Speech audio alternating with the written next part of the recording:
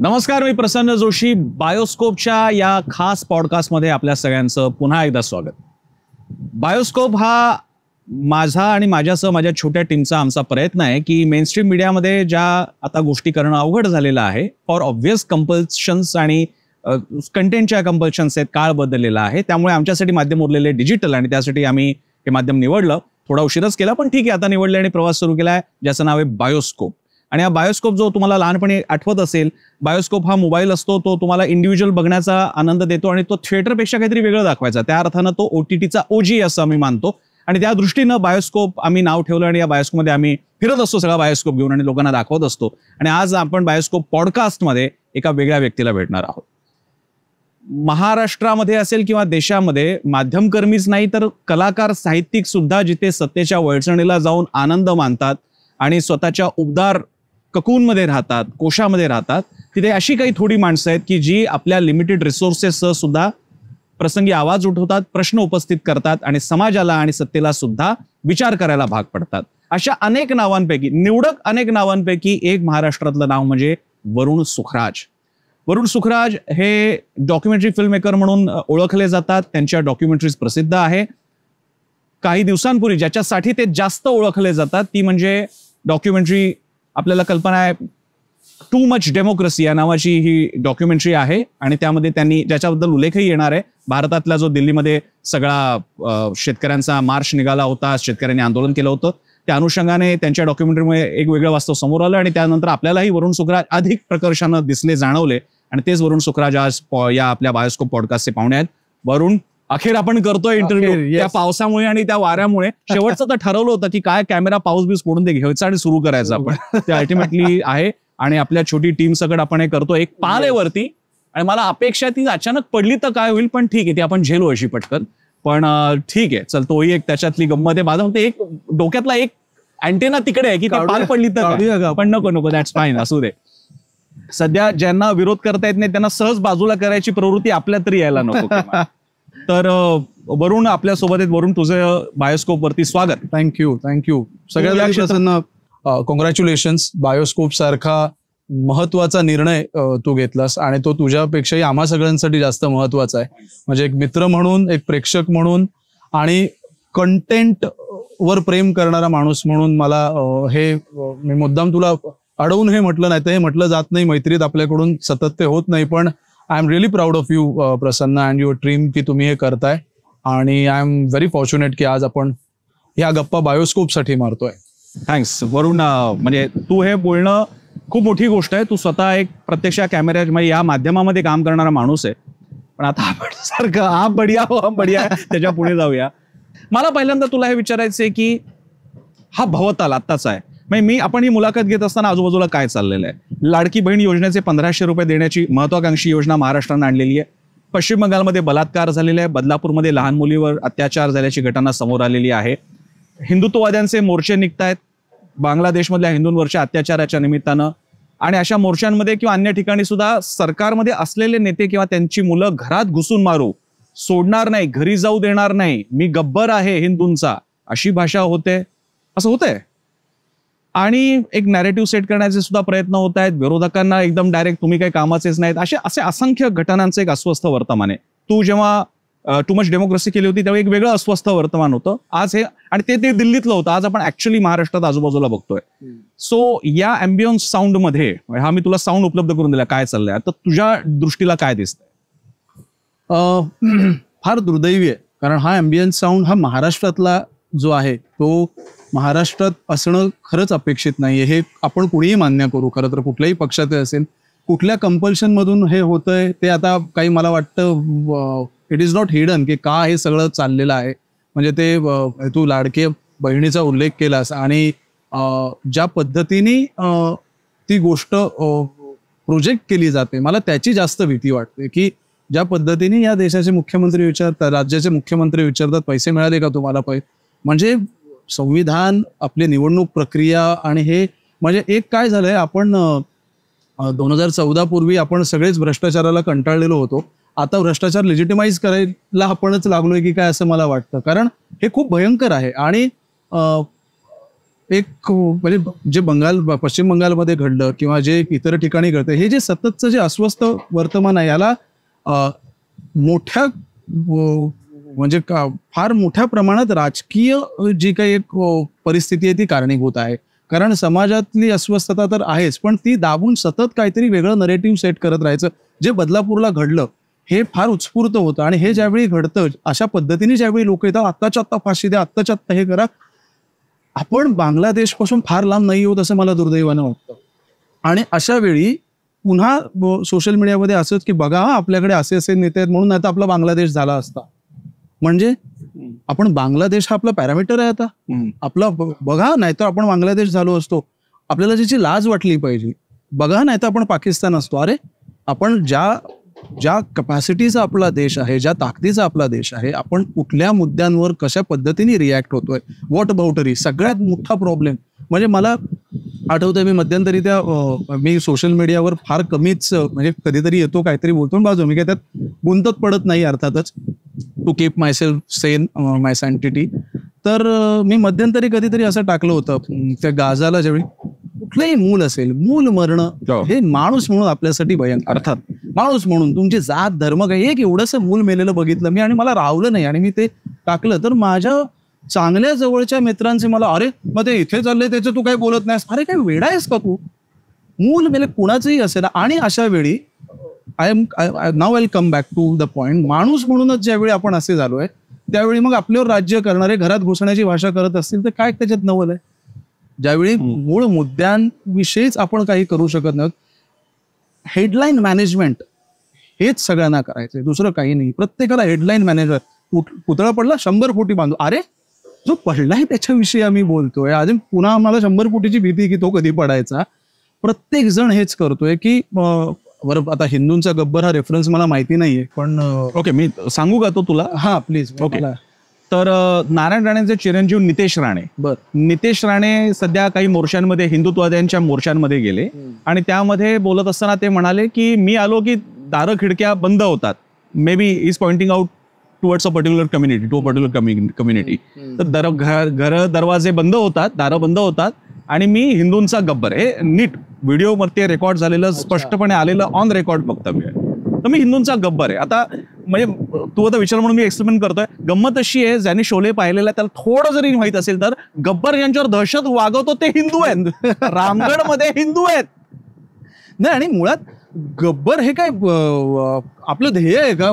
मला गब्बर व्हायचंय. बरं जावेद अख्तरनं जरी जाऊन तुम्ही विचारलं की अमुक अमुक व्यक्ती म्हणते मी गब्बर होतो, तर तो म्हणाला काय वेळा काय, जय हो वीरू, गब्बर कशाला व्हायला चाललाय तुम्ही? आणि अगेन ह्याच्यात काय आहे, समोरच्यांना ते ऐकायचंय का हा मुख्य प्रश्न आहे. समोरच्यांना पण खरंच गब्बरच हवाय का, म्हणजे माझा नेता गब्बर सारखा हवाय का मला, हा प्रश्न जास्त मला मोठा वाटतो. की ह्याच्यावर समोरच्या कुणालाच काही वाईट वाटत नाही, कारण तुम्ही गब्बर नका बनू, तुम्हाला बनायचंय तुम्ही जय वीरू तरी बना किमान. म्हणजे तुम्हाला जर वाटतंय तुमचा, आपण लोकशाहीत राहतो, प्रत्येकाला त्याचा प्रश्न महत्वाचा वाटू शकतो, तो असूही शकतो.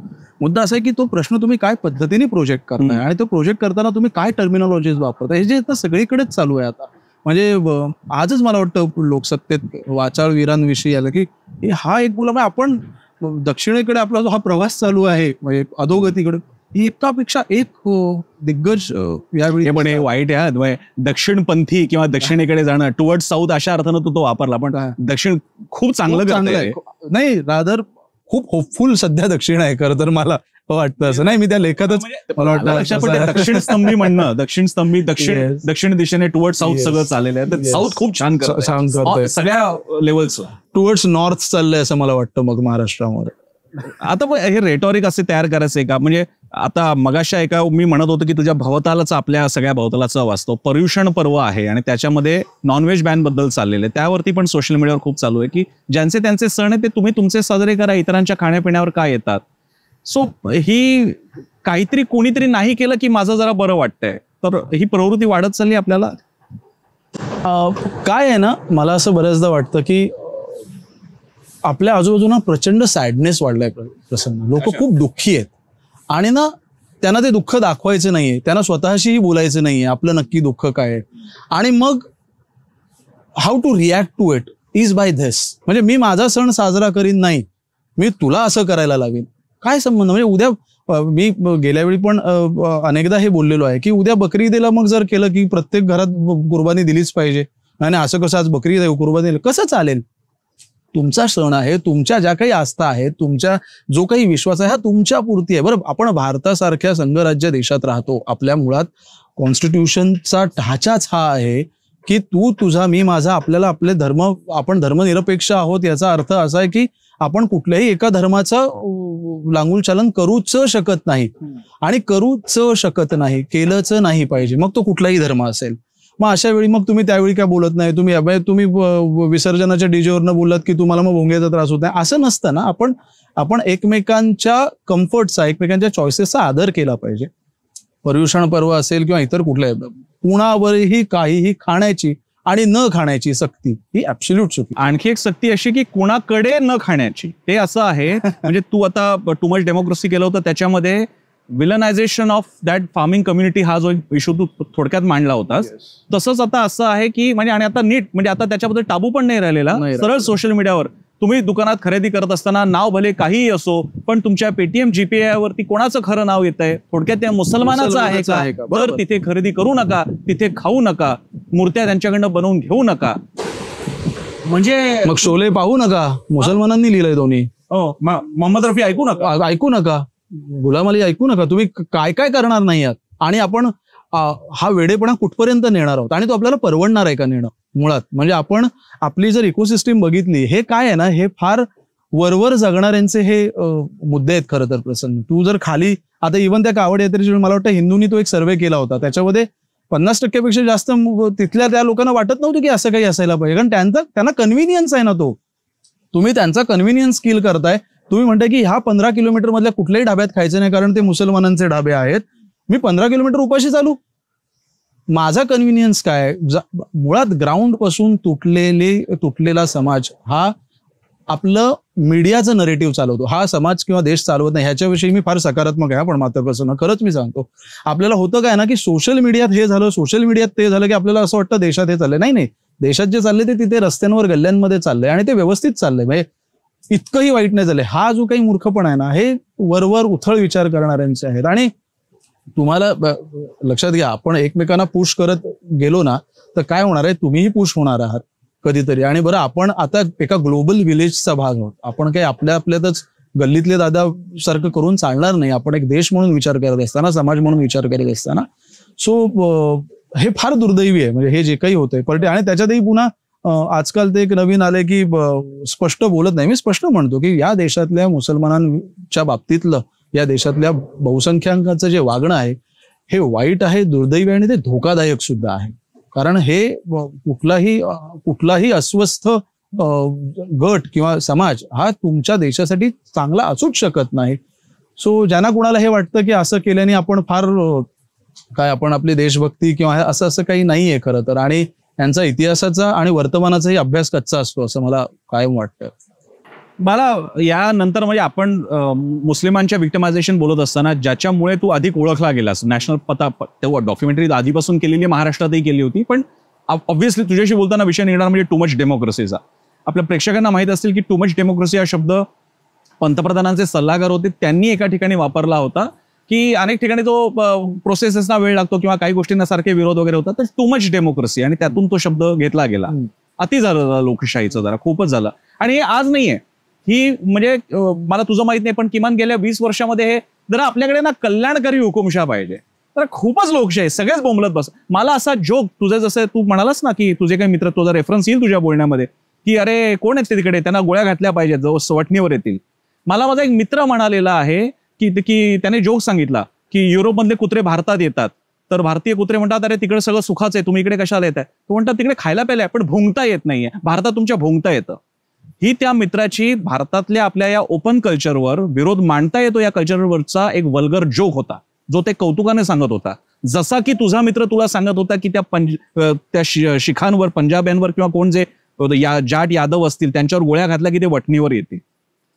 तर आपण coming back to main point की टू मच डेमोक्रेसीचा हा विचार, तो अनुभव, तो विषय कसा निवडला ते पेपरमध्ये आलेला मी, त्यामुळे मला अगदीच बेसिक्स माहिती आहे की तुला तो अस्वस्थ केलं आणि मग तुझी मिसेस स्नेहाने सुद्धा तुला साथ दिली आणि तू तिकडे गेला. पण तो काय होता अनुभव असा? टू मच डेमोक्रेसी हे नाव खूप नंतर आलं त्या फिल्मला. पहिला डोक्यात थॉट हा तो नव्हताच. पहिला डोक्यात थॉट असा होता की आपण जाऊ आणि त्यावेळी जे काही मीडियामध्ये, अर्थात हा प्रसंग मी अनेकदा सांगितलेलाच आहे की मित्र काय म्हणाला की त्यांना गोळ्या घालू आणि मग ते अस्वस्थ होणं आणि सगळं. पण त्याहीपेक्षा मला असं वाटलं की ज्या पद्धतीचं पोर्ट्रेल होत होतं त्यांचं, आणि पुन्हा बघ कसं आहे ना प्रसंग की हे एका मोठ्या समूहाला, एका मोठ्या गटाला आपण अशा पद्धतीने ज्यावेळी पुश करतो, आणि तो पण कुठला समाज, तर शीख समाज, म्हणजे जे तुमच्या बॉर्डर्सचं रक्षण करतात. आणि मी हे त्यावेळी एकदा अशाच मित्राला म्हणालेलो की जस्ट इमॅजिन रे, त्या बंदुका तिकड्यात तोपर्यंत तुम्ही सुखी आहात, त्या जर इकडे फिरल्या तर त्यांच्या आईबापांना तुम्ही हे म्हणता, त्यांच्या मुलांना तुम्ही हे म्हणता, तिथे बायका रडायच्या तिथे की अरे आम्हाला असं कसं तुम्ही म्हणू शकता. बरं, आणि पुन्हा मगाशी जे आलं की ते शीख, यादव, जाट, कुणी, ते सगळे शेतकरी होते. हा सगळ्यात महत्वाचा मुद्दा आहे. शेतकऱ्यांना आपण कसं काय असं ट्रीट करू शकतो या देशामध्ये, आणि देशाच्या सर्वोच्च ठिकाणांपासून अगदी तळागाळापर्यंत ही भावना रुजवली जात होती की हे सगळे आतंकवादी आहेत, हे सगळे भयंकर आहेत, हे देशाला घातक आहेत. डिसेंटला भुंकणं म्हणणं, हा देशच मुळात जन्माला आला डिसेंट मधून, हे आपण का विसरतो? मग आपण भुंकत होतो का इंग्रजांवर? नाही, आपण आपल्या हक्कासाठी लढत होतो ना. मग आत्ताही आपण लढायचं नाही का? लढलंच पाहिजे ना. त्याला जर आपण भुंकणं म्हणणार असू ना, तर आपल्यासारखे कर्मदरिद्री कुणी नाहीत असं मला स्पष्टपणे वाटतं. जर तुम्ही डिसेंटला, कुठलाही माणूस डिसेंटला जर भुंकणं म्हणत असेल, युरोपातले कुत्रे इथे भुंकायला येतात असं म्हणत असेल, तर तुम्ही याच्याबाबत आपल्या सगळ्या स्वातंत्र्यवीरांचा तुम्ही अपमान करताय ते म्हणत असताना. आणि त्यामुळे त्या डिसेंटला त्याचं एक पोर्ट्रेल धड व्हावं किमान आपण एक. आणि खरं तर मला महाराष्ट्रापुरता एक व्हिडिओ बनवायचा होता. म्हणजे ते पुढे ते होत गेलं. मी माझं असं होतं की एक व्हिडिओ बनवू छोटासा, एक 10-15 मिनिटांचा. मला ते सगळं वारीशी कनेक्ट करायचं होतं, की ती एक वारीच आहे ना एक प्रकारची. सगळे आलेत एकत्र, जेवतायत, त्याच्या मागे एक ब्रॉडर थॉट आहे, एक लार्जर थॉट आहे त्या सगळ्याच्या मागे. आणि ते सगळे शेतकरी आहेत मुळात, जे आपल्या. आणि मी एका अभंगावर एक व्हिडिओ मी कापायचा अशा विचाराने मी गेलो होतो की काही रशेस घेऊ तिथे आणि आपण एखाद्या अभंगावर कापू आणि महाराष्ट्रात सांगू की बाबा ही वारी आहे आपलं. आणि आपले नामदेव तिथे पंजाबात राहिलेले आहेत, आपलं खरं तर आहेत थेट गुरुग्रंथ साहेबांमध्ये मला वाटतं नामदेवांचे काही हे पण आहेतच ना अभंग. सो आपला हा थेट कनेक्ट मला मांडायचा होता की अरे आपले ते बांधवच आहेत सगळे. आणि त्यासाठी मी गेलो आणि तिथे माझ्या लक्षात आलं की अरे हे तर खूपच मोठं आणि अजस्त्र काहीतरी घडतंय. आणि दुसरं म्हणजे ऍक्सेसिबिलिटी जी मला तिथे मिळाली, जी मला वाटत नव्हती मिळेल खरं तर. म्हणजे मला इथे असताना वाटायचं की आपण 2 मिनिटं पॉज घ्यायला हवंय का? बरं ठीक आहे, चल. मला असं वाटलं की त्याचं भिजतंय इक्विपमेंट्स. तर थोडा पावसाचा व्यत्यय, पाऊस चालूच आहे, त्यामुळे मध्ये आम्हाला असं वाटलं की इक्विपमेंट्स भिजतील की काय, त्यामुळे आम्ही तेवढ्या तात्पुरता जरा ब्रेक घेतला. ब्रेक किंवा पुन्हा तुमचं स्वागत आहे आमच्या या महाप्रसिद्ध शो मध्ये, बायोस्कोपच्या पॉडकास्टमध्ये. तर आपण बोलणं चालू होतं की तू तिकडे वारीसारखा गेला होता आणि नामदेवांचा कनेक्ट तू सांगितलास आणि हे तुला मांडायचं होतं. हा, हे मला एवढंच मांडायचं होतं. आणि तिथे गेल्यावर मला जो ऍक्सेस मिळाला, मला राकेश टिकेत भेटले, मला त्यांचे इतर शेतकरी नेते भेटले, आणि मग त्यांच्याबरोबर जे बोलणं झालं आणि मग लक्षात आलं. आणि मी ते सगळं फुटेज एकदा जाऊन घेऊन आलो. पहिल्या वेळेला मी गेलो, आल्यावर मी एकच कॅमेरा घेऊन गेलो होतो त्यावेळी. असं काही डोक्यात नव्हतं की छोटे काही काय आपण मोंटाज ज्याला म्हणतो तसे मोंटाजेस हे करू. आल्यावर ते फुटेज बघताना लक्षात आलं की अरे हे खूपच जबरदस्त काहीतरी आहे. आणि आपण हे मग असं म्हटलं की चल आपण थोडं अजून शूट करून येऊया. मग अजून शूट करायला गेलो आणि मग ते तसं वाढतच गेलं. आणि मग लक्षात आलं की हे जे घडतंय ते फार मोठं आहे काहीतरी. अच्छा, म्हणजे ही पूर्ण वेळाची डॉक्युमेंटरी तुझ्या डोक्यातच नव्हतं? एकदाही नव्हतं. आणि ह्याला कन्क्लुजन असेल असंही कधी वाटत, कारण त्यावेळी कुणालाच माहित नव्हतं ना ह्याचं नक्की घडणार काय आहे पुढे. आम्ही आपलं शूट करायचो, यायचो आणि एडिट बसायचो की चला आता फुटेज लाव. वर्षात किती वेळा ये जा केलं? बऱ्याचदा केलं. बऱ्याचदा. अच्छा. कधी कधी मी न जाता टीम जायची, कधी कधी तिथले आमचे मित्र होते ते शूट करून पाठवायचे. असं ते त्यात मध्ये कोविडची दुसरी लाट आली. त्यावेळी गंमत अशी झाली होती की मी कोकणात माझ्या गावी गेलो होतो. कोविड होतं, ही लहान होती शक्ती, त्यामुळे. आणि फुटेज तर बघायचंय, काम तर काहीतरी सुरू करायचं. आम्ही झूम वरती फुटेज बघायला सुरुवात केली. माझा एडिटर मुंबईत बसलेला, माझा क्रिएटिव्ह डिरेक्टर अरविंद पुण्यात, मी तिकडे कोकणात. माझा असोसिएट डिरेक्टर माझा भाऊच होता, तो कोकणातच दुसऱ्या गावी दापोली. असे आम्ही फुटेज बघायचो. कुठेही प्रवास करू शकत नाही, मग तिथून कळायचं असं असं चाललंय. मग कोणाला तरी सांगायचं अरे हा एक शॉट हे चाललंय, त्याचा शॉट घे वगैरे वगैरे. असं करत ते चालू होतं. आणि मग 2-3 असे माइलस्टोन आले की असं वाटलं की चला 100 दिवस झाले या आंदोलनाला, आता ह्याच्यावर फिल्म करू 100 आणि त्या दरम्यान मार्चमध्ये मी त्याचा एक प्रोमो रिलीज केला. त्यावेळी त्या फिल्मचं नाव वेगळंच होतं. त्यावेळी तो डिसेंट या विषयावरच ती फिल्म 124A असं त्या फिल्मचं नाव होतं की, आणि तेवढी करू मग 100 दिवस झाले, 100 दिवसानिमित्त करू, मग अजून काहीतरी झालं. आणि मग सप्टेंबरमध्ये मुझफ्फरनगरला तिथे किसान पंचायत भरली. त्यावेळी मला त्याचं ते कन्क्लुजन वाटलं की हा हे झालं. ह्याच मुझफ्फरनगरमध्ये दंगली घडल्या होत्या, तिथेच पुन्हा पंचायत झाली आणि त्या पंचायतमध्ये राकेश टिकेतनी हर हर महादेव आणि अल्लाहू अकबर अशा घोषणा दिल्या होत्या. आणि राकेश टिकेत हे एक आरोपी होते त्या आधीच्या दंगलीचे. हे जे ट्रान्सफॉर्मेशन आहे, पुन्हा पॉवर ऑफ डिसेंट, तुमच्या हक्कांवर गदा येते, त्याच्यातून फक्त तेच नाही सॉल्व्ह होत, खूप सारे प्रश्न सॉल्व्ह होऊ शकतात. आणि हे घडताना पण, आणि हे फार organically, and there is a beauty in it, and I love how things happen in such a country की. आणि हे मला वाटतं माझ्यापेक्षा खूप जास्त तू अनुभवलेलं असेल की अशा एखाद्या वेळी आपल्याला माहिती नसतं आणि त्याच्यातून असं काहीतरी इमर्ज होतं, असं काहीतरी येतं.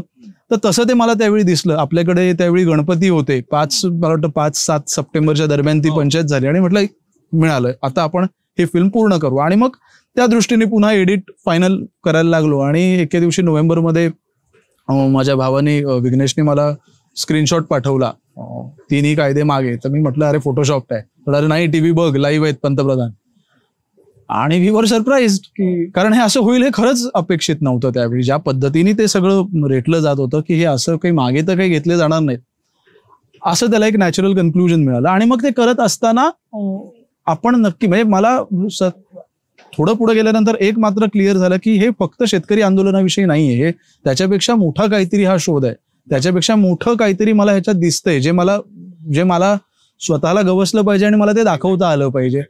आणि तसं ते मला गवसलं. मला पुन्हा एकदा नॉन व्हायलन्स, अहिंसेची ताकद या देशातली, एवढा मोठा प्रचंड जनसमुदाय, सिख लोकांचा, तसे बऱ्यापैकी तापट असतात आणि तरीही कुठेही अशी, म्हणजे त्या आंदोलनामध्ये काही हिंसाचार घडतोय, कुणी मूर्ख काही बरळत असतील की तिथे हे होत होतं, असं काही होत होतं. ते फार शांततेने चाललेलं आंदोलन होतं.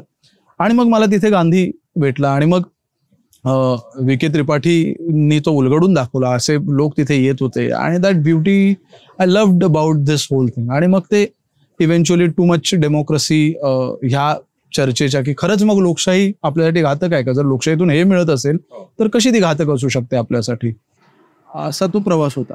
मला यामध्ये, मी ती डॉक्युमेंटरी पाहिली, मला पुढून प्रश्न मी कसा क्राफ्ट करावा, पण माझं असं इम्प्रेशन आहे की तू ती डॉक्युमेंटरी करायला गेल्यापासून ते नंतर तू त्यांच्या प्रेमात पडलायस. तू तिकडे तुझं गेल्यानंतर झालेलं स्वागत, तू तिकडे त्या लोकांशी बोलतोस, त्यांचं सगळं काम सगळं दाखवतोय सगळं. आणि त्याच्यामध्ये म्हणजे मी कदाचित तुझ्याकडे नॉन पार्टिसन अपेक्षा ठेवू नये, कारण पत्रकार असणं वेगळं आणि आता तर पत्रकार काय, आता ते गोदी मीडिया आणि अमुक तमुक सगळ्या गोष्टी झालेल्या. पण तरी सुद्धा तू जरी डॉक्युमेंट करत असलास तरी ते तुझ्या एका नजरेतून ते करतोय. हा प्रश्न मी यासाठी विचारतो, हे जे भारावले पण आहे, असंच भारावले पण मी अण्णा हजारे आंदोलनात सुद्धा पाहिलं होतं. अशाच प्रकारे लंगर लागले होते, अशाच प्रकारे लोक होती, अशाच प्रकारचा जमावडा देशभरातून आला होता. आणि आता झाली 3री 4थी क्रांती, 3रं स्वातंत्र्य युद्ध, ते जेपींच्या नंतरचं 3रं स्वातंत्र्य युद्ध हेच. आणि अण्णा हजारेंना पण ते वाटत होतं. गंमत म्हणून सांगतो, त्यानंतर राळेगण सिद्धीमध्ये अशी सर्टिफिकेट वाटली गेली 3ऱ्या स्वातंत्र्य युद्धातले सेनानी म्हणून. हो, ते गंमत वेगळी आहे, तो आता पुढचा वेगळा विषय. सांगायचा मुद्दा असा, पण त्यावेळी जी मागणी होत होती की एक जनलोकपाल असावा जो राष्ट्रपतीपेक्षा वरती असेल वगैरे, हे सगळं इलॉजिकल होतं. आणि नंतर आपण बघतोय की सरकार बदलल्यानंतर सुद्धा ना जनलोकपाल ना आता अण्णांचं कुठे नाव येतं. सांगायचा मुद्दा असा की हे असं जेव्हा होतं तेव्हा एक अशी भर येते अगदी की आता क्रांती प्रस्थापितांच्या विरोधात. आणि एक त्या स्वाभाविक प्रस्थापित विरोध हा सगळ्या प्रकारच्या त्या ऊर्जेला आवाहन करत असतो. सो हे भारावले पण तू स्वतःकडे, तुला असं वाटतं की आपण जरा अधिकच भारावलो गेलो किंवा काय? हो, पण मला असं वाटतं मी चांगल्या अर्थाने भारावलो गेलो होतो. म्हणजे आता बघ कसं आहे, अण्णांच्या आंदोलनाच्या वेळी संपूर्ण देश भारावून गेला होता, बरोबर. फारच कमी लोक असतील. इथे उलट होतं, इथे बराचसा देश हा त्या सगळ्यांना शिव्या घालत होता. आणि म्हणून माझं भारावले पण मला जास्त त्यावेळी सकारात्मक वाटलं की नाही. मग आणि ते एक फेमस कोट आहे, आता मी विसरलो कुणाचं आहे ते, की कुणी विचारतं ना की अरे तुम्ही फारच बायस्ड करता, कुणीतरी बाकी इतकं इम्बॅलन्स झालंय, कुणीतरी हे पण केलं पाहिजे ना. कारण त्यावेळी जे काही चाललं होतं, तुम्हाला सांग ना काय मीडियामध्ये परिस्थिती आली होती, काय पद्धतीने ते दाखवलं. म्हणजे मला कितीतरी असे सत्ताधारी पक्षाचे लोक भेटलेत, कार्यकर्ते भेटलेत, पदाधिकारी, अरे आम्हाला हे माहित नव्हतं असं, हे खरंच म्हणालेले आहेत की आम्हाला माहित नव्हतं हे तिथे असं चालू होतं. म्हणजे मग मला नंतर माझं भारावले पण जस्टिफाईड झालं असं मला वाटतं की येस, मी त्या शेतकऱ्यांच्या त्यांच्या डेडिकेशनच्या प्रेमात पडून ते सगळं केलं. आणि मी हे कधीच नाकारलेलं नाही. मी कधीच असं म्हटलेलं नाहीये की मी तटस्थपणे ती फिल्म बनवलेली. मी नाही बनवलेली. मी कारण कोणच तटस्थ नव्हतं ना त्यावेळी, मीच का असावं. म्हणजे ज्यांनी असणं अपेक्षित आहे, पत्रकार अर्णब गोस्वामींसारखी माणसं सरेआम ज्या पद्धतीने, म्हणजे लाजिरवाणी गोष्ट आहे ही, इतक्या मोठ्या पोझिशनवर तुम्ही ज्यावेळी बसता, पत्रकार असणं, संपादक असणं, तुमच्याकडे एक अख्खं माध्यम असणं, ही केवढी मोठी ताकद आहे तुमच्यातली, तुम्ही ती कशी वापरता. आज नाही, मी तुम्हाला प्रसन्न 20 वर्षानंतर ह्या देशात ज्यावेळी पुन्हा एकदा लॉजिकल पिढी येईल ना, ते शिव्या देतील आपल्याला, ते अक्षरशः आपल्याला इतकं वाईट बोलतील की तुम्ही काय करत होतात हे. आणि त्यावेळी मला असं वाटतं की येस, व्हॉट एव्हर जे काही ते भारावले पण होतं ते माझ्या पुरतं का असे ना, मला त्याचा आनंद आहे. जो रहेगा तटस्थ समय लिखेगा उसके भी अपराध. एक्झॅक्टली. तू तटस्थ नाही राहिला.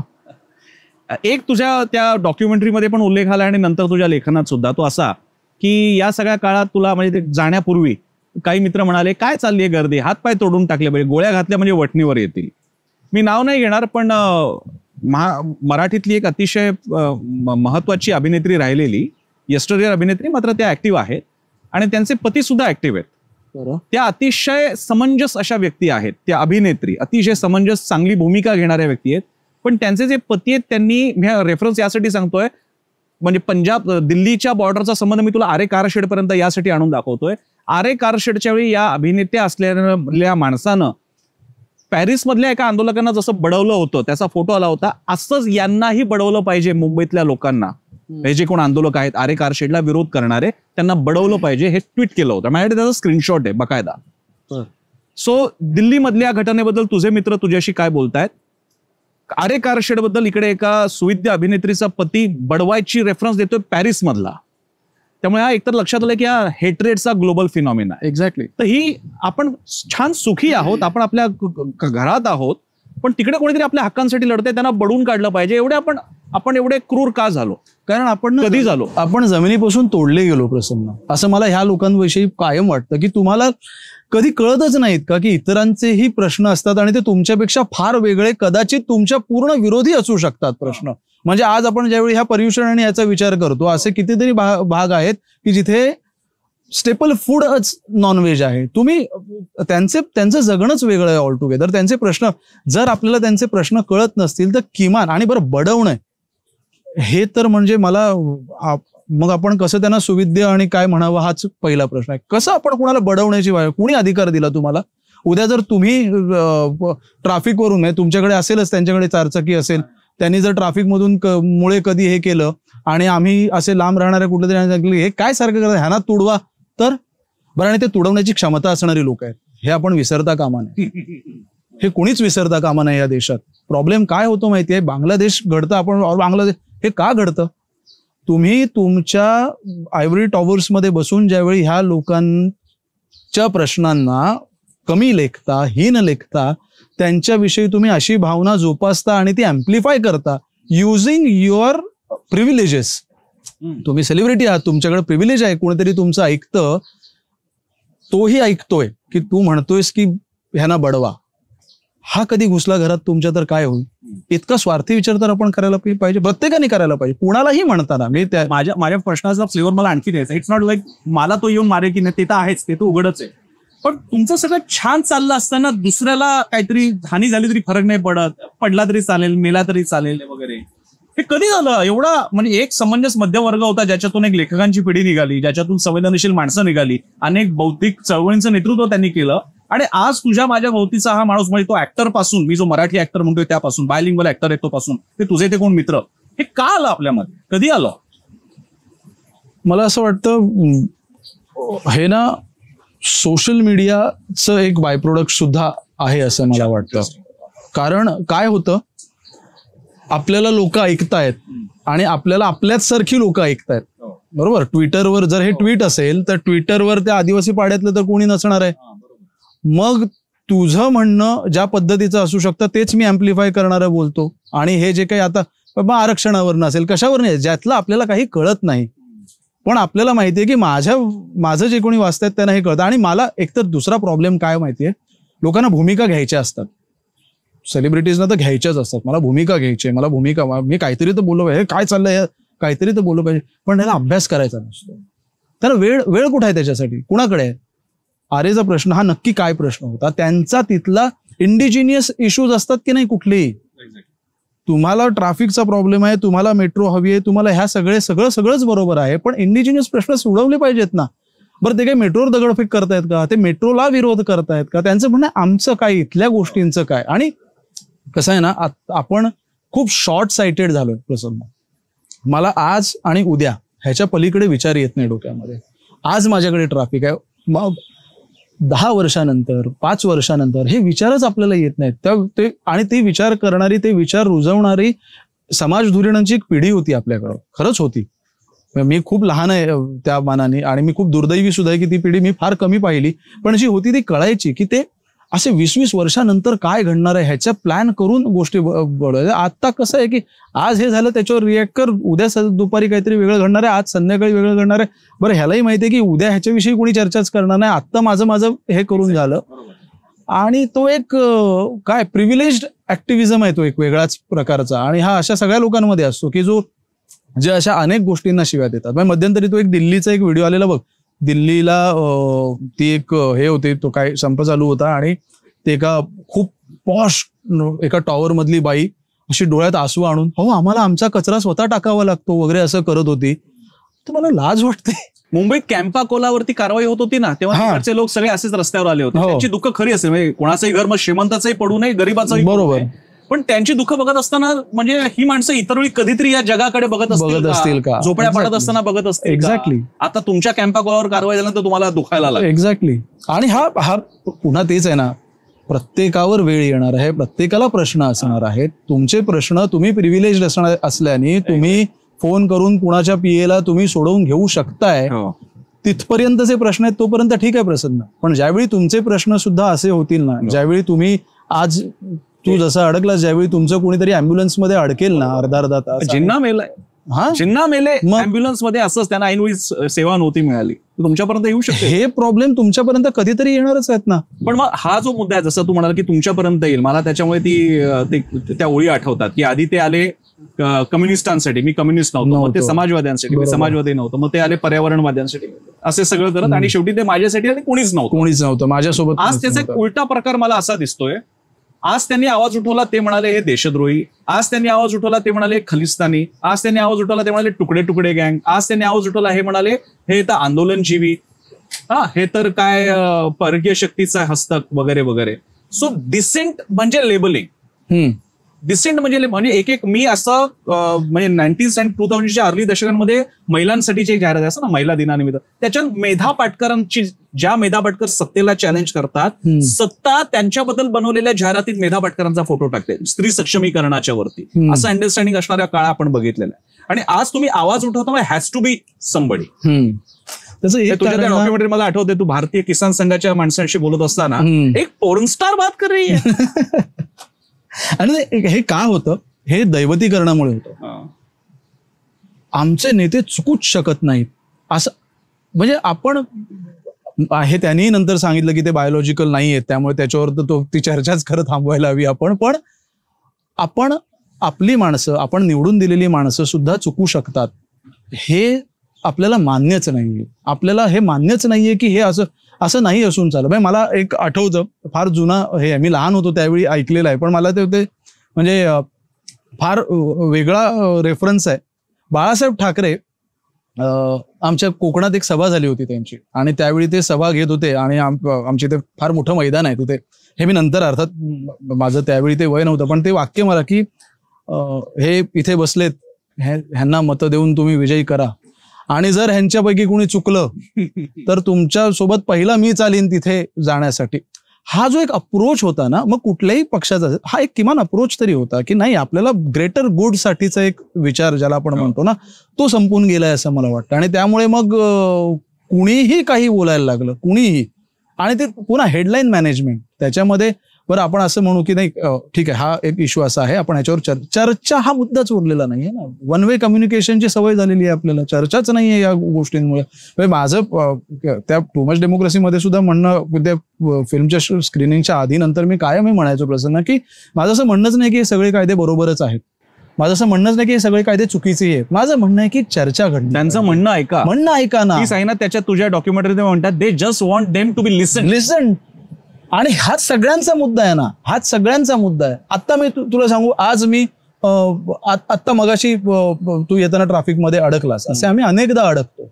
आता ह्याच्यावर मी बोलायला किंवा कुणी बोलायला गेलं, मी गेलो तर मी तर काय फिल्म्सच बनवतो, मला जिथे प्रॉब्लेम वाटतो, पण इतर कोणी काही बोलायला गेलं की त्याच्या अंगावर धावून जायचं. अरे प्रॉब्लेम लाजा वाटतात का तुम्हाला? तिकडे सैनिक सीमावरती उभे लाजा वाटतात का तुम्हाला ठाण्याच्या ट्रॅफिक बद्दल? खूप भारी स्टँड होतं, सियाचिन में जवान मर रहा है, सियाचिन में जवान लढ रहा. अरे हो, माझं जगणं तुम्ही सियाचिनचा जो जवान तिथे लढतोय मरतोय त्याचेच नातेवाईकांना हे त्रास होत आहेत. तो तिकडे हे करतोय कारण हा देश सुखी आनंदी समाधानी व्हावा, म्हणजे माझ्या बलिदानाचं किंमत त्याच्याने येईल किंवा मला मूल्य मिळेल, माझ्या त्या बलिदानाचं मूल्य असेल, तो आनंदी देश आपण बनवतो आहोत का? सध्या तरी नाही बनवत आहोत आपण. आनंदी देश तर नक्कीच नाही बनवतो. कोण आनंदी आहे? म्हणजे हे जे रोज सकाळी असे चवताळून जातात ना रे एकमेकांवर, ते तरी आनंदी आहेत का सांग तुम्हाला? माझं म्हणते कसं जमतं लोकांना खरं तर रोज हे जे काही प्रॉब्लेम, मला काही कसं जमतं रोज एवढं आणायचा रोज ठेवून आपल्या आतमध्ये आपण कसं. बरं माझी मुळातच पित्त प्रवृत्ती आहे, मला तर असंही त्रास होतो, पण एवढा द्वेष ठेवून आपण कसे जगू शकतो आणि आणि का जगतोय? काही कारण नाही ना एवढ्या द्वेषाचं. तेवढ्या मला काही मित्र माहिती आहेत रे, माझे चांगले मित्र, माझी फिल्म रिलीज झाल्यापासून माझ्याशी बोलणं, तुझं काय बाबा मी वाकडं केलंय बरं आणि ह्याच्यात तू काय अचीव्ह करतोयस. सो हा तर मेजर प्रॉब्लेम झालाय आपल्याकडे. आणि तो कसं असतं ना, एखादी गोष्ट एकदा सवयीची होऊन गेली ना, माहिती त्या दिवशी मी त्या महात्मा फुलेंचं आहे ना की एक पिढी का पाखंड, दूसरे पीढ़ी की परंपरा, तीसरी पीढ़ी की संस्कृती और चौथे पीढ़ी का धर्म बन जाता है. मला भीती ही आहे की हा आपला धर्म नाही झाला पाहिजे. द्वेष हा आपला धर्म नाही आहे. तुम्ही भारतात अस्तित्वात असलेला कुठलाही धर्म काढत असेल ना, कुठेही द्वेषाला स्थानच नाहीये. हे काय रोज उठून हे काय चाललंय? आणि एनिवेज मला तुझी डॉक्युमेंटरी जेव्हा तू परदेशात स्क्रीनिंग होतो त्यावेळी तू एक किस्सा लिहिलेला आहे की काही भारतीय विद्यार्थी आले, हे आमच्या देशाचं चुकीचं चित्रण आहे आणि खरं पाहायचं असेल तर काय काश्मीर फाईल्स बघा किंवा हे बघा. सो कमिंग बॅक टू हे की आता जे आतापर्यंत तुलनेने बघायला मिळत नव्हतं की गेल्या काही वर्षात अशा प्रकारे एक लाईन घेऊन सुद्धा केरला स्टोरी काश्मीर फाईल्स 1984 पण काढतायत म्हणे आणि आणखी काहीतरी वेस्ट बेंगॉल वगैरे सगळं काढतायत. इमर्जन्सी पण येते आणि आखी लाईन आली तशा चित्रपटांची. मग उद्या ते जर का म्हणू लागले, म्हणजे तुझे मगाशा प्रश्नाचं उत्तर त्याला काउंटर करायचं डेव्हिल्स ऍडव्होकेट म्हणून, ते उद्या म्हणतील हा आमचा बायस आहे, आम्हाला हे दाखवायचं, आम्हाला असं वाटतं देशात हे घडलंय. तर मग उद्या समजा असा तुझ्यासमोर बसला पल्लवी जोशी आणि दोघे बसले की आम्ही यासाठी बनवला, आमचा हा बायस आहे. हो मग अर्थातच माझं स्पष्ट म्हणणं आहे, इमर्जन्सी आत्ता काहीतरी ते सेन्सर सर्टिफिकेट मिळालंच पाहिजे. या देशात कुणाचाही आवाज दाबला गेला नाही पाहिजे. मी असं म्हणूच शकत नाही. आणि जर मी हे म्हणत असेल तर मग मी हिपोक्रिट आहे. मी कालच माझ्या एका मित्राशी, आणि त्याने असं उसका फिल्म फसाय म्हणा, नॉट गुड. इमर्जन्सीला मिळालं पाहिजे सेन्सर. मुळात सेन्सरशिपच चुकी, सेन्सर सर्टिफिकेशन हा मुळातच प्रॉब्लेम आहे आपल्या इथला. सर्टिफिकेशन द्यावं, as certification has to be there of course. पण सेन्सर तिला म्हणायचंय, ते तिला तसं वाटतं. बरं ते तसं वाटणारी ती एकटी नाहीये ना व्यक्ती. तिच्या सोबत प्रोड्युसर आहेत, पैसे लावणारे कोणी आहेत, कॅमेरामन आहेत, हे सगळे आहेत. ह्या सगळ्यांनाही ते पटलं असणार. ऍक्टर्सना, आपल्याकडे काही ऍक्टर्स असतात की नाही मला पटलं नाही पण मी ते काम केलं, असं नसतं कधी खरं. पण काहीतरी तुम्हाला त्यातलं पटलं असेल, त्यांचं म्हणणं आलं पाहिजे ना समोर. सो येस, त्यांचं बायस सुद्धा. मुद्दा काय आहे माहितीये फक्त ह्याच्यामध्ये, की हे ज्यावेळी आपण म्हणत असतो त्यावेळी हे सुद्धा म्हणण्याची, म्हणू देण्याची, ते पाहण्याची ज्यांना इच्छा आहे त्यांना पाहू देण्याची, ऐकू देण्याची मुभा आणि रिस्पेक्ट आपण दिला पाहिजे. नॉट ओन्ली मुभा मागायला काही आपण पारतंत्र्यात नाही आहोत असं आपण धरून चालू की आपण पारतंत्र्यात नाही आहोत, पण रिस्पेक्ट पाहिजे ना. की उद्या तू हे म्हणतोयस, तुझ्या म्हणण्याचा मला रिस्पेक्ट आहे. तो रिस्पेक्ट आपण प्रसन्न खूप घालवून बसलो एकमेकांविषयीचा, एकमेकांच्या मतांविषयीचा. पण ज्यावेळी मी हे म्हणतोय की त्याला सेन्सर सर्टिफिकेट मिळालं पाहिजे, सेकंडरी बसले पाहिजे, थांबले पाहिजे, त्यावेळी मला हे सुद्धा सांगायचं की तुम्ही हे सगळं करताय याच्या आमचे इंटेन्शन्स नक्की काय. इतिहास तुमचे इंटेन्शन्स लक्षात घेणार आहे. तुम्ही जे करताय त्याचं समाजावर नक्की काय परिणाम, तुम्ही जे काही बोलताय, लिहिताय, बनवताय, सिनेमे करताय, गाणी करताय, त्याचा समाजावर नक्की काय परिणाम होणं तुम्हाला अपेक्षित. त्याच्याने आपला समाज एकसंध राहील, आपल्या समाजातलं प्रेम, समाज, दर्दमंदी वाढेल की दुबळी वाजेल, हे इतिहास लक्षात ठेवेल. एवढा मात्र इतिहास तुमचे बॉक्स ऑफिसचे प्रदर्शन नाही लक्षात ठेवला, पण हे मात्र होणार आहे. सो त्याचा मात्र तुम्ही ह्या सर्वांनीच विचार करायला. तुझ्या मागासच्या बोलण्यामध्ये अनेकदा असा मुद्दा येत होता की मीडियाकडे एवढी ताकद आहे, एखाद्या चॅनलच्या संपादकाकडे केवढा क्रू मोठा असतो आणि काय काय असतं. तुझ्या अनेकदा ते रेफरन्सेस येत होते. तर ही डॉक्युमेंटरी बनवता आणि त्यावेळी जे चित्रण आणि ते मीही बघत होतो, अगदी एकांगी वगैरे सरळ ऑनेर संपादक आणि रिपोर्टर म्हणत होते, ये खालिस्तानी, ये दहशतवादी, भारत की प्रतिमा मलिन करणे केली वगैरे सगळं चाललं होतं ते. आणि आणखी असं इतर वेळी पण चालू असतं. तर मग असं आहे की तू डॉक्युमेंटरी मेकर आहे, प्रत्येक आमचा रिपोर्टर टीव्हीचा हा एका अर्थानं सूक्ष्म कालावधी त्या दिवसापुरता का होईना डॉक्युमेंटरी मेकर त्याच्या चित्रातून ते दाखवत असतो, जे काही संपादकाने ठरवले, आणि ती स्टोरी आम्ही पॅकेज किंवा ऑडिओ व्हिज्युअल म्हणून दाखवतो. एका फार वेगळ्या पातळीला ती तशी डॉक्युमेंटिंगच असते. News is documenting the present. बरोबर. काय तुझं मत झालेलं आहे या मीडियाबद्दल, भारताच्या न्यूज मीडियाबद्दल? The biggest culprit of the current situation in this country, सगळ्यात मोठा कल्प्रिट मीडियाचं आहे असं माझं स्पष्ट म्हणणं आहे. म्हणजे ते एक वाक्य आहे ना की अरे तुम्हाला रांगायला सांगितलं, तुम्ही तर लोळायलाच लागलात. अडवाणी इमर्जन्सीच्या नंतर म्हणाले होते, अडवाणीच म्हणालेत. आणि म्हणजे काय काव्यात्म न्याय जो काय म्हणतो की, आणि काय ना प्रसन्न, मला कधी कधी काय वाटतं ना की ह्या लोकांना घरी गेल्यावर स्वतःशी तरी कसं हे बोलत असतील, कसं ह्यांना वाटत असेल की आपण आज काय बोलून आलो, आपण काय. परवाची गोष्ट, ती एक न्यूज अँकर होती.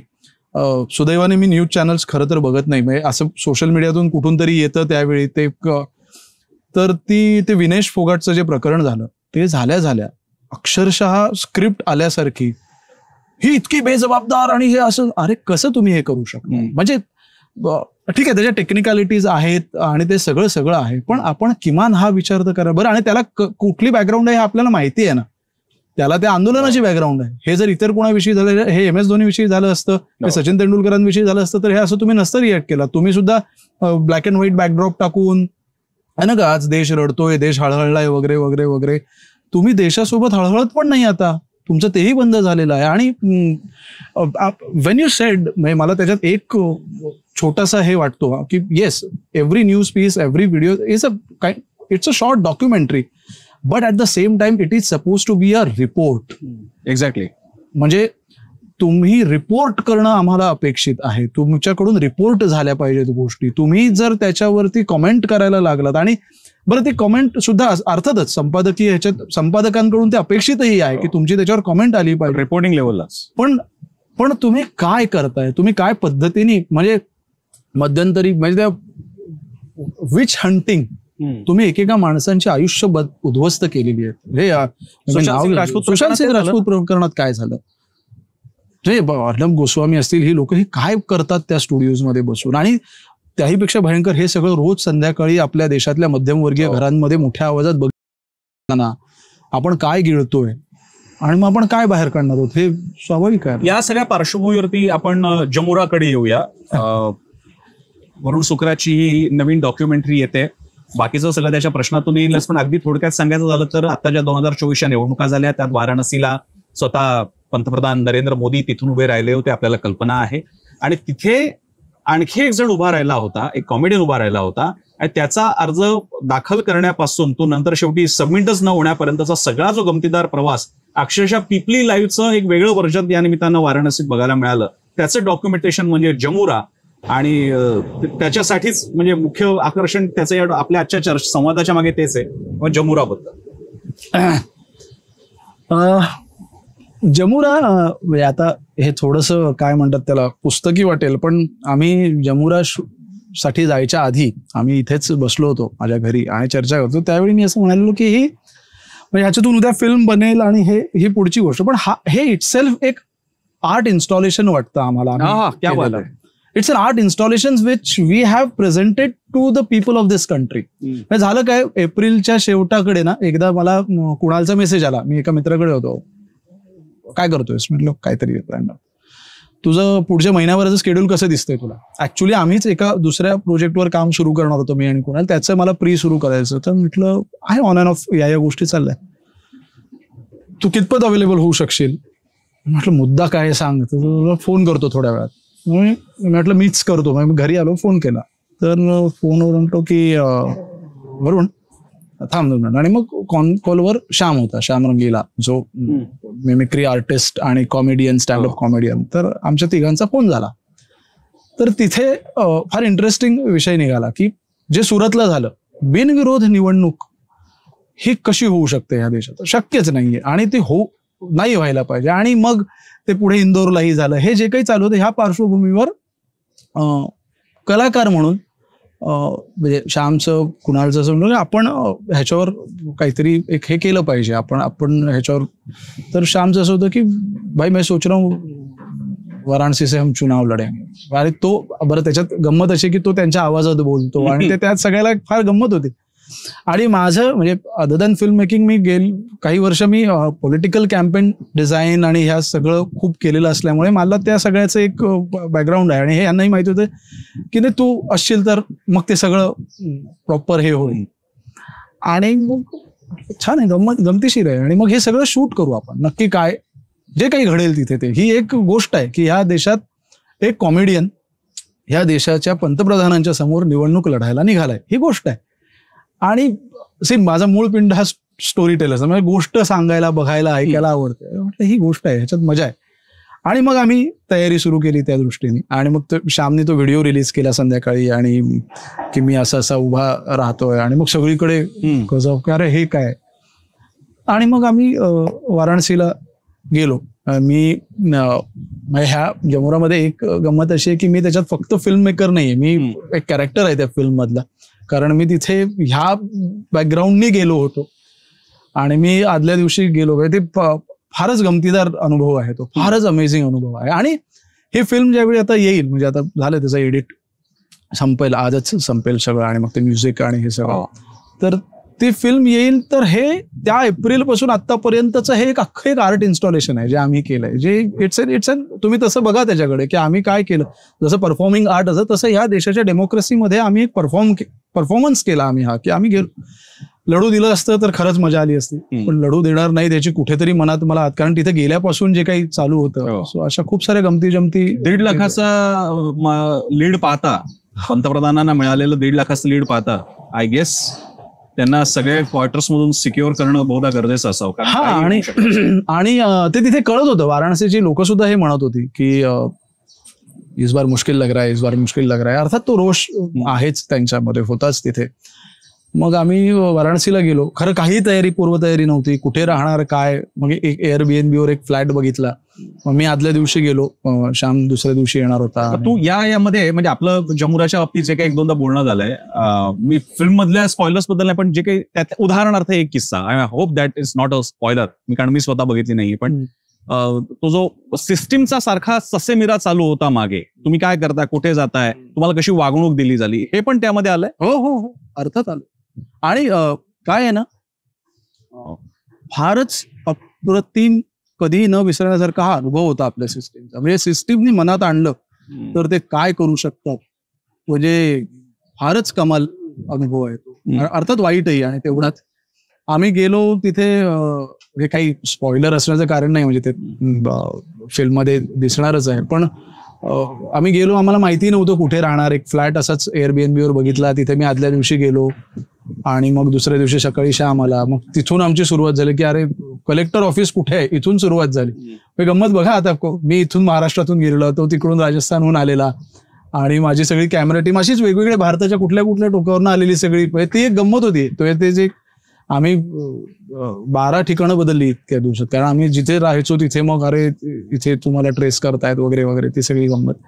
आणि मग आम्ही प्रयत्न केला, आम्ही मग वकिलांना भेटलो. मग पहिल्यांदा तो फॉर्म, पहिल्या दिवशी तर मी एकटाच गेलो होतो फॉर्म घ्यायला, कारण श्याम थकून आला रात्रभर प्रवास करून. त्याला म्हटलं तू झोप, आणि म्हटलं आधी जाऊन बघू तरी ते कुठे आहे काय.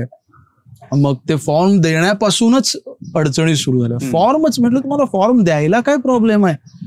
मग तिथून अडचणींचा जो काही एक सुरू झाला. पण मग त्यावेळी सोशल मीडियाची ताकद आमच्या कामी आली. मग त्यामुळे किमान आम्हाला ऐकलं गेलं. मग आम्ही तिथे बसून ट्विट, मग काही व्हिडिओज केले आणि मग आम्ही कॅम्पेनची पण तयारी करत होतो. आम्ही रंगीला बनारस नावाचं कॅम्पेन करणार होतो आणि आम्ही मॅनिफेस्टो ऑलमोस्ट मी लिहून काढला होता की आम्ही काय करू, जर निवडून आलो तर काय करू वगैरे. अर्थात आणि आम्ही सांगायचो आम्ही काय हरवणार थोडी आहोत का पंतप्रधान, आम्हाला लढू तर द्या, आम्हाला शिकू तर द्या कशी असते लोकशाही, आम्हाला कळू तर द्या काय असतं. आणि त्याच्या मागे एक थॉट काय होतं ना की ज्यावेळी सगळंच अडचणीचं होतं, सगळेच ज्यावेळी सबमिसिव्ह होतात, त्यावेळी इतिहासात कलाकार कायम उभे राहिलेले आहेत आणि आम्हाला असं वाटलं की ही आपली जबाबदारी आहे, आपण उभं राहणं. आणि आम्हाला हे अंडरलाईन करायचं होतं की नाही, त्याच्यात श्यामची व्हॅलिड भीती होती की इथे सुद्धा असं झालं तर, म्हणजे जर एखाद्या सुरतच्या कुठल्या तरी अननोन खासदाराला जर बिनविरोध, तर पंतप्रधान तर बिनविरोध सहज होऊ शकतो आणि आम्हाला होऊ द्यायचं नव्हतं तसं.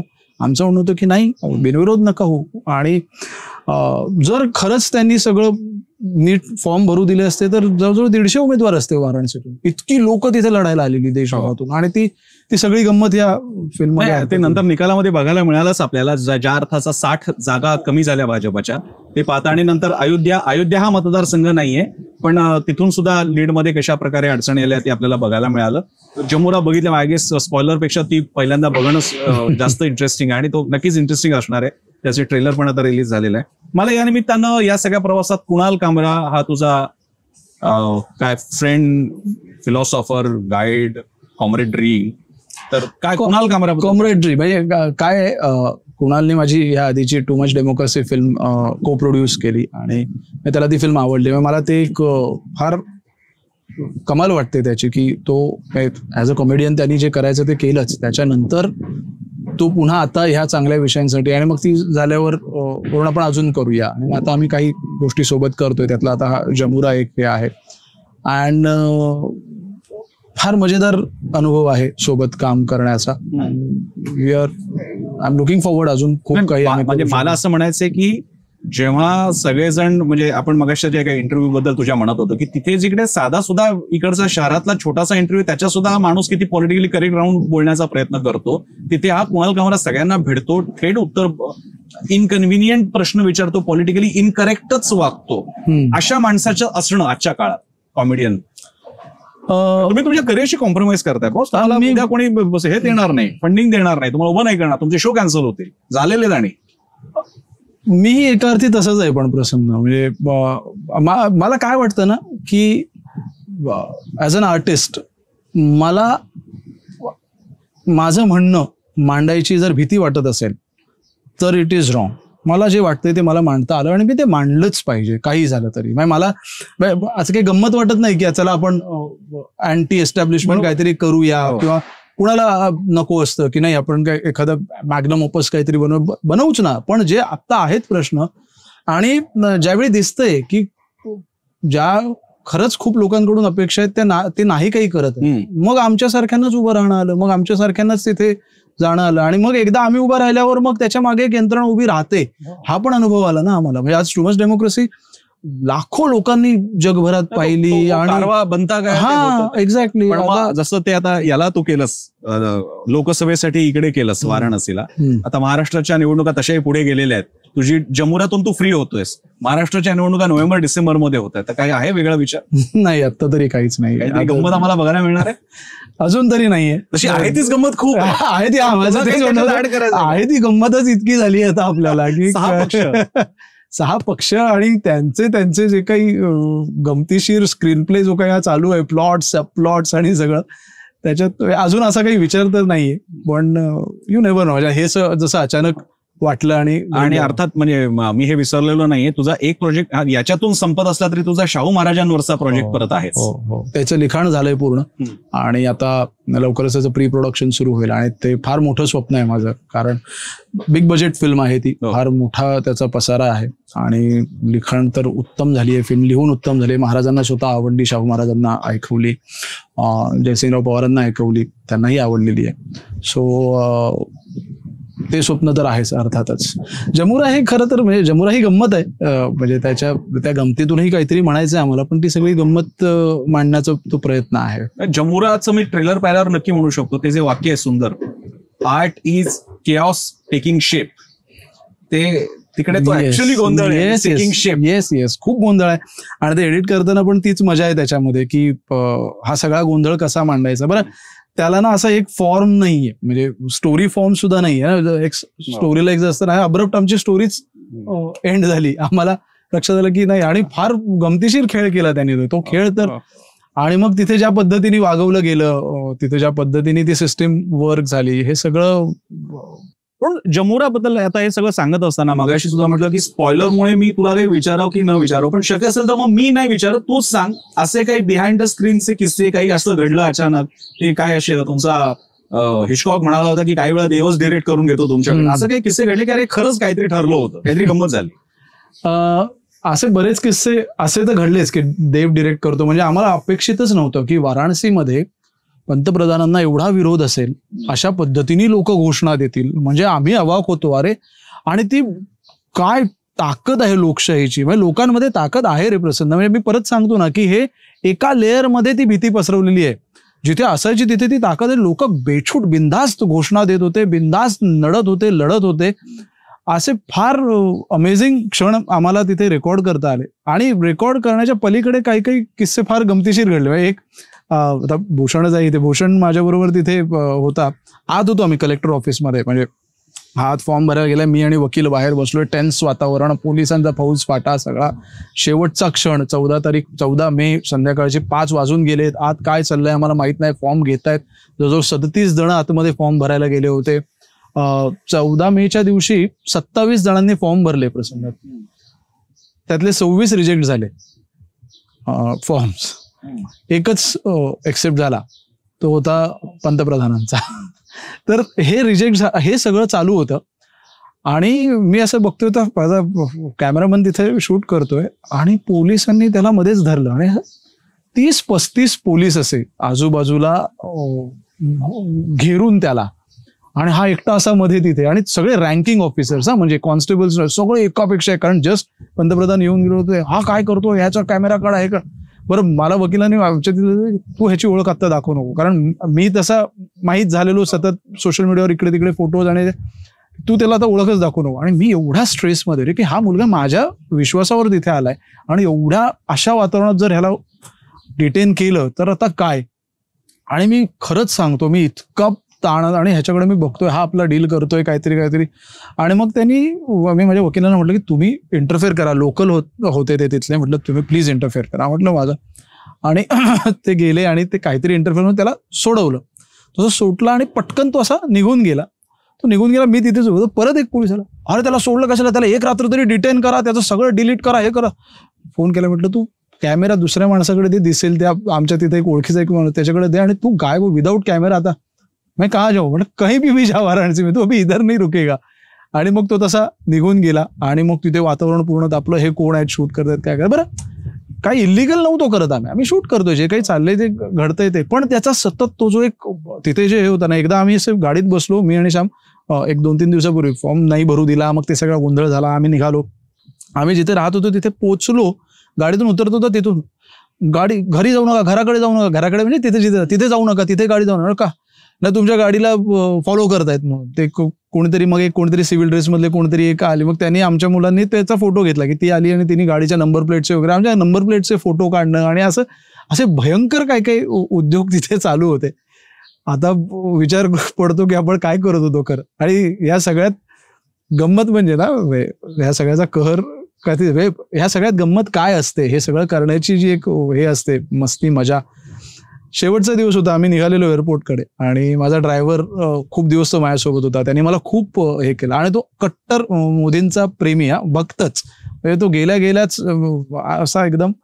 पण तरीही तो पूर्ण वेळ, आणि हे सौंदर्य आहे या देशाचं, आणि हे टिकलं पाहिजे रे प्रसन्न. म्हणजे त्याच्यासाठी जीव तुटतो माझा बऱ्याचदा, की तो सर आप कुछ भी बनाइए, कुछ भी कीजिए, मैं वोट उन्हीं को दूंगा. म्हटलं दे ना, मेरा कोई दिक्कत ही नाही. पण मग त्यांनी एक दिवस मी हॉटेलचं खातोय सारखं म्हणून मला घरून भेंडीची भाजी आणली, आणि असं सगळं चालू होतं. आणि शेवटच्या दिवशी, सर लाइफ में बहुत काम किया लेकिन इस बार बहुत मजा आया. हाँ पिट सकते थे कहीं पे भी, मालूम था कभी ना कभी पिटेंगे आपके चक्कर में, लेकिन दिल से मजा आहे आपके साथ. ही जी गंमत आहे ना, तो कोण कुठला वाराणसीचा माणूस रे, आणि तो इतका कूल होता या विषयात की आपल्याला फटके पडणार यांच्या नादात, पण मला मजा आली तुमच्या बरोबर. अँड दॅट वॉज माय काय म्हणतो आपण त्याला, तर त्या स्ट्रेसमध्ये तो सगळा डेटा घेऊन मग एअरपोर्टवर त्या दिवशी मी जो किस्सा सांगितला ना, की असा मी रांगेत उभा आहे आणि एक मुलगी अशी सारखी अशी म्हणजे तर कळत होतं कोणतरी अशी स्ट्यूट असे सारखे बघतायत. मी म्हटलं झालं आता आपल्याला इथे डिटेन करणार, आपल्याकडे डेटा आहे, सगळं हे आहे ते आहे. मी असं 2-3 मी माझ्यासोबत सूरज होता माझा असिस्टंट, म्हटलं सूरज तू थोडा लांब राहा. त्यांना कळत नव्हतं की मी का अस्वस्थ झालो, कारण मला कळते ती बघते. म्हटलं बहुतेक आता आपल्याला इथून परत वाराणसीला नेणार, कारण सगळ्यांचं एकच, तू आधी वाराणसीतून बाहेर पड, नंतर शेवटाकडे फुटेज घेऊन सगळं.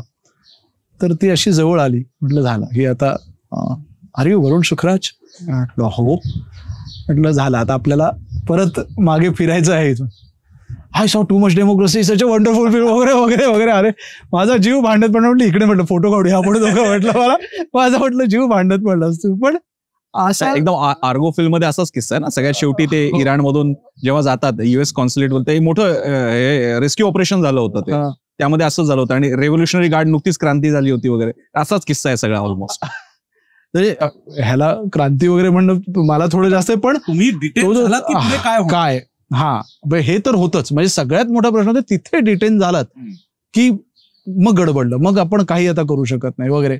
पण असे खूप सारे गमतीशीर किस्से घडले, आणि त्या किस्स्यातून आता शेवटी एक गमतीशीर फिल्म बनते, आणि ती गंमतच आहे, ती गंमत म्हणून आपण बघू शकतो, आणि काही वाटलं तर त्याच्यातून वाटून घेऊ शकतो. म्हणजे आपण शेवटाकडे इंटरव्ह्यूच्या घेत असताना आज ऑडिओ व्हिज्युअल्सचे अनेक प्रकार तयार झालेले आहेत. आधी कसं होतं, एक फीचर फिल्म्स असायच्या, सिरियल्स म्हणजे दूरदर्शन वगैरे एखादं, आणि त्याच्यात नंतर एंटरटेनमेंट आल्यावर सिरियल्स असायच्या. आता त्याला OTT, एकतर आता डिजिटल नावाचं एक मोठं वेगळं दालन सुरू झालेलं आहे. त्या डिजिटलमध्ये पुन्हा OTT हे पुन्हा वेगळं जॉनर म्हणा क्षेत्र आहे, सिनेमा आहे आणि बाकीचं सगळं आहे. तर तू हे कसं पाहतोयस, म्हणजे माध्यमांतरांकडे कसं बघतो या माध्यमात? OTT आल्यानंतर मला असं वाटतं की मला बऱ्याचदा डॉक्युमेंटरी पण आता जरा थोड्याशा क्लासी व्हायला लागल्या, जरा अर्थातच थोड्या व्हायला लागल्या. आणि त्याचं कारण काय आहे, हा जो एक युथ जो ऑडियन्स आहे ना, यंग ऑडियन्स आहे ना, आता बघा OTT आल्यापासून एक काय झालंय की व्हायलन्स, न्यूडिटी, ह्या सगळ्याचं आकर्षण संपून गेलंय. झालं देख लिया अब क्या, आता त्यांना रियालिटीचं आकर्षण वाटायला लागलं, त्यांना खरं आपल्या आजू, त्यामुळे डॉक्यूज आता फारच जास्त चांगल्या चालतात. क्युरिओसिटी स्ट्रीम त्यामुळेच आज केवढं फ्लरिशिंग आहे ते. आणि ह्या ज्या डॉक्यूज आहेत किंवा डॉक्यू ड्रामाज आहेत, हा फॉर्मॅट लोकांना फार आवडतोय. फक्त कसं आहे की त्या बदलत्या कंटेंट बघण्याची सुद्धा एक पद्धत बदलली आहे. लोकांना खूप फास्ट कंटेंट आणि याची सुद्धा सवय झालेली आहे, आणि अशा ह्याच्यात डॉक्यूज नी अटेन्शन धरून ठेवणं याच्यासाठी खूप प्रयोग व्हावे लागतील. ते चालले मला खूप असे फोन येतात की अरे हा विषय, पण अर्थात I am very choosy about what I do, कारण आलं ते प्रत्येक काम करत बसलो तर चालणार नाही. पण येस, ह्या एका म्हणजे आता माध्यमांतरामुळेच तर आपण इथे बसलोय, आणि एक्झॅक्टली आज नाही याच्यात सिंगल मॉल्ट, पण सोडा रे सिंगल स्पॉन्सर एक तर मिळाले पाहिजे. इकडे एक तर हा सगळा सेटअप तुझाच वापरतोय आपण. पण हा म्हणजे एक अशा कोणत्याही प्रकल्पामागे जे म्हणजे हा तसा टिपिकल झाला प्रश्न, पण खूप महत्वाचा आहे, तुमच्या घरच्यांनी दिलेली साथ. हे आज आपण हसत खेळत बोलत असताना तिथे तुझ्यावर काही कारवाई झाली असती, तुला कोणी ताब्यात घेतलं असतं, काही फिजिकल हार्म झाला असता, इथे जी माणसं तुझ्या मागे उभी होती, त्याच्यात स्नेहा आणि तुझी लहान मुलगी शक्ती, आणि स्नेहातच स्वतः आता मी तुमच्याकडे स्नेहानेच बनवलेलं चीज खाताना तिने जे सांगितलं मला कळणार, हिचा एक वेगळा इंटरव्ह्यू केला पाहिजे, कारण ती स्वतः म्हणजे वरुणची पत्नी स्नेहा ही स्वतः एक उत्तम सगळं पोस्ट प्रोडक्शन बघू शकते, याचं सगळं आधीचं काम तिने केलेलं आहे वगैरे. तर स्नेहाबद्दल सुद्धा बोलू शकतो, या सगळ्या प्रोजेक्ट मधला तिचा सहभाग. एक गमतीशीर किस्सा सांगतो. आम्ही वाराणसीला होतो, फॉर्म भरण्याची शेवटची तारीख संपली, आणि संध्याकाळी त्या रेंजमध्ये श्यामनी एक व्हिडिओ आउट केला की असं झालं तसं झालं तसं झालं. आणि आम्ही वेगवेगळ्या ठिकाणी राहत होतो ऑब्व्हियसली फॉर ऑब्व्हियस रिझन्स, तर वेगवेगळ्या ठिकाणी राहतो. आणि मला वकिलांचा फोन आला, तुम्ही कुठे आहात? म्हटलं मी अमुक आहोत. तुम्ही ताबडतोब हा मतदारसंघ सोडून निघून जा. म्हटलं काय झालं? नाही, आता तुम्हाला जी एक इम्युनिटी होती उमेदवारीसाठी तुम्ही आलेले आणि ती संपली. नाव भगवान भरोसे, अब आपका कोई ठिकाणा नाही. आता तुम्हाला कधीही उचलू शकतात, काही घडू शकतं वगैरे वगैरे. तर म्हटलं आत्ता कसं नाही. मग आमचे इथले माझे मित्र आहेत, सिनियर मित्र, त्यांचा फोन आला वरून, हो ही फॅक्ट आहे, तू निघ. म्हटलं कसा निघू? तू फ्लाईटनी नको निघूस. कारण ते सगळं ते वातावरण आणि ते टेन्स्डच होतं ते सगळं. आणि आम्ही जे काही तिथं करत होतो, मग श्याम बाय कार त्याला म्हटलं तू निघ जयपूरकडे. आम्ही दोघे तिथून निघणार, टीम तिथेच होती, बाकी सगळं शूट चालूच होतं. आम्ही दोघे तिथून निघणं महत्वाचं होतं आणि कुणालाही न सांगता की आम्ही निघतोय, कुठे चाललोय वगैरे वगैरे. तर रात्री मग आता ट्रेन कुठली आहे, मग एक काम कर, तू गाडीने अलाहाबादकडे जा. मग तिथून नाही, मग अलाहाबादला उद्या दुपारी 2:30ची फ्लाईट आहे, अलाहाबादला पण मग तुला पकडू शकतात, तुला अरेस्ट होऊ शकते. मग तू एक काम कर, तू एक करते, मग रात्री एक काम कर, वंदे भारतचं तिकीट दिसते, दिल्लीपर्यंत तुला जाता येईल, तू दिल्लीला पोहोचलास की सेफ आहे, मग आपण बघू वगैरे, असं सगळं चालू. आणि या सगळ्यात स्नेहाचे पण फोन चालू आहेत, कारण ती पण तिकीट बघते, कसं निघता येईल काय. आणि ना मी असं रिक्षेत होतो आणि एका पोलिसांनी अशी गाडी थांबवली, इलेक्शनची वेळ होती आता. म्हटलं झालं काहीतरी. आणि माझ्याकडे ना फुटेज होतं सगळं, आणि आम्हाला त्याची एक मुख्य हे होती की हे फुटेज नेलं पाहिजे बाहेर, आणि ते तर ती फिल्म बनेल. आणि त्याने थांबवली आणि मी घाबरलो. म्हटलं झालं आता आपलं फुटेज वगैरे जमा. पण नाही, त्यांनी ती चौकशी केली, किधर जा रहे हो फिर वगैरे वगैरे झालं. आणि त्यावेळी स्नेहाचा फोन आला होता, रोड मला ना 1947च्या आधीच्या कुठल्या तरी एखाद्या रात्री आपलं हे सगळं चाललंय असा फील येतोय, मला फार मजा येते. मजा येते म्हटलं स्नेहा, तुला कळतंय ते काय चालू आहे ते. But that much of commitment to this, and it was not easy. I know it for the fact. It was not easy. म्हणजे आता आपण सगळे ह्या गप्पा मारतोय प्रसन्न, त्यावेळी मला ज्या पद्धतीचे फोन येत होते, आम्हाला तिथे आमच्या गाडीचा पाठलाग व्हायचा, आम्ही कुठे राहण्याची जागा सतत बदला, हे सगळं चालू होतं. अर्थात ह्या सगळ्याला काही ऑफिशियल चेहरा नाहीये, ते सगळं सोडून देऊया, पण हे आहे, हे आम्हालाही माहिती आहे, आम्हाला नाही तुम्ही हे कर. अशा वेळी ती विनोद करत होती माझ्याशी ह्या सगळ्यावर. आणि मग समजा तुला अटक झालीच तर मग वगैरे अशी चर्चा ती करत होती माझ्याशी. अँड दॅट वॉज लाईक, मला म्हटलं मला तर आता मला कळत नाही की मी नशिबावर आहे की नाहीये. She was like don't worry, तू येशील पुन्हा व्यवस्थित. I am damn sure about it, because I know whatever you are doing is for the good of it. Exactly. तर अर्थातच तिचा तो एक हे असतो आणि तो कायमच राहिलेला आहे, ह्यावेळी सुद्धा तो आहेच आहे. माझा बायोस्कोपच्या इंटरव्ह्यूमध्ये, स्टुडिओ बायोस्कोप पॉडकास्टमध्ये शेवटचा प्रश्न नेहमी असतो तो म्हणजे तुम्ही काय वाचताय, काय पाहताय. तर हे बाकीचं आता सगळं झालं, ते सगळं सांगितलं. वरुण सुखराज सध्या काय वाचताय, काय पाहताय, काय सजेस्ट करा? अल्पा शहांचं द इनकार्सरेशन्स नावाचं अप्रतिम पुस्तक मी सध्या वाचतोय. भीमा कोरेगाव प्रकरणात ज्या सगळ्या सुधा भारद्वाज आणि तेलतुंबडे आणि स्टॅन स्वामी यांचे जे अरेस्ट आणि त्या सगळ्याच्या अराउंड फार सुंदर लिहिलेलं. म्हणजे I am hook to that book. After a long time it has happened की नॉन फिक्शननी इतकं हुक केलंय मला, आणि फारच सुंदर पुस्तक ते वाचतोय. पाहतोय मी जरा वेगळ्याच विषयाची एक व्हाईट अर्ब अँड द वॉर ऑफ काउबॉईज असे एक डॉक्यू-ड्रामा आहे नेटफ्लिक्सवर. म्हणजे आपल्याला काउबॉईज विषयी फार कमी माहिती असते किंवा आपल्याला फार चुकीची माहिती असते असं आता मला वाटतं. काउबॉईज हे अमेरिकन म्हणजे त्या काय म्हणतो आपण टेक्सास संस्कृतीचं प्रतीक. हा, आणि त्याला थोडं हिरोइस्टिक थोडंसं हे केलेलं, पण ते खरं गुंड होते आणि ते त्यांची फार गमतीशीर त्यांचा इतिहास आहे. आणि त्यांचा इतिहास हा अमेरिकेच्या पर्यायाने जगाच्या ह्याच्यावर त्याचा फार मेजर इम्पॅक्ट त्या काळात झालाय. तो कसा झाला ह्याच्यावर 6 एपिसोडची फार एक तर तिकडनं काउबॉय म्हणून आलेले बुशच होते ना, इम्पॅक्ट झाला होता. आणि ती मानसिकता, ती सायकी, आणि फार छान डॉक्यू सिरीज आहे ती नेटफ्लिक्सवर सध्या, ती पाहतोय. बाकी पाहत असतोच जे मिळेल असं. वरून म्हणजे तू पाहत राहा, आम्हालाही दाखवत राहा, आणि हा सिलसिला, हा प्रवास असा सुरू राहू दे. तुझा स्वतःचाही बायोस्कोप आहे, त्याच्यातून तू तुझी कामं करत असतो, ते आम्हालाही असंच बघायला मिळू दे. आता छानच म्हणायची पद्धत असते, आणि खरंच छान गप्पा झालेल्या आहेत, आणि नो डाऊट खरंच मनापासून सांगतो छान गप्पा झाल्या. पण ज्या छान छान गप्पा असतात, ज्या तुझ्या यापूर्वी एकदा झालेल्या आहेत, तशा खरंच नाही झाल्या. तू मनमोकळा बोललेला आहे, आणि मला आशा आहे की तुझ्या एक्सपेक्टेशनला मी उतरलो असेल तुला प्रश्न विचारण्यामध्ये, कारण मी तुझ्या क्षेत्राशी तसा संबंधित नाही. त्यामुळे मला डॉक्युमेंटरीजमध्ये मी फार गेलो नाही. मी तुझ्यातलं जे सामाजिक आकलन आहे ते मांडायचा प्रयत्न केला. असं फार कॅमेरा कॉशियस आहे, त्यामुळे तू आहेस म्हणून मी या गप्पा अशा मारू शकतो. पहिलाच आपण परत पहिल्या मोडमध्ये गेलो. तुम्ही किती छान, मी किती छान. त्याला संस्कृतमध्ये माहिती आहे ना, अहो रूपम अहो ध्वनिम नावाचा तो हो का? जाऊन देते ते. आता डिटेल्स तू कळले तर मला हाकलवशील ते. तर जाताना मात्र हा इंटरव्ह्यू संपत असताना वरुण ज्या प्रकारे काम करतोय त्यामागे त्याचं जे आकलन आहे ते मॅच करणारी मला एक कविता कुसुमाग्रजांची मला सापडली. ती मला मध्येच सापडली आणि म्हणून आपण आता शूटिंग थांबवून मग ते आपण सगळा जो काही कोटाणा केला आणि सगळं मिळवलेली आहे ती. थँक्स प्रथमेश. तर ती कविता म्हणून आपण हा इंटरव्ह्यू इथे थांबवायचा आहे. तुझ्यासाठी. होय, तुमची खानदानी प्रवचनं छानच आहेत. तुमचे रेशीमकाठी वादविवाद तेही श्रवणीय, मननीय आहेत आणि माननीयही आहेत. तुमच्या पायापाशी बसून मी सारं ऐकेन, खूप काही शिकेनही. पण तूर्त माझ्या सन्मित्रांनो रजा द्या मला. पलीकडच्या जंगलामध्ये हिमलाटेत कुडकुडणाऱ्या त्या नागड्या पोरांकडे मला जायचंय, त्यांच्या अंगणात जाळ पेटवण्यासाठी. कुसुमाग्रजांची कविता आहे.